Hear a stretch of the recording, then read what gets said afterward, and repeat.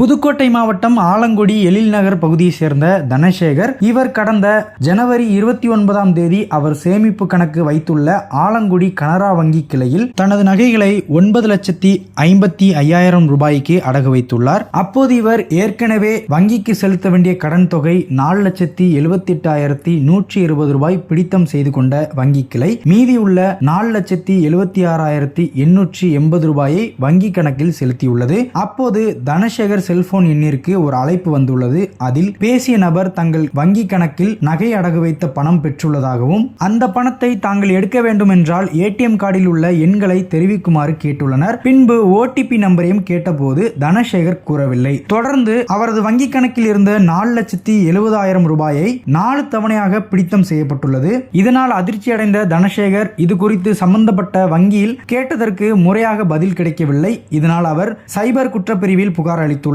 மேலும் பாதிக்கப்பட்ட தனசேகரின் தந்தை அன்புராஜன் இது குறித்து கூறுகையில், நாங்கள் வங்கியில் நகைகளை அடகு வைத்து பணம் பெற்றது வெளிநபர்களுக்கு எப்படி தெரியும்? அதனால் விசாரணையை வங்கியில் இருந்து தொடங்க வேண்டும். நாங்கள் பறிகொடுத்த பணத்தை மீட்டு தர காவல்துறையினர் நடவடிக்கை எடுக்க வேண்டும் என கேட்டுக்கொண்டார்.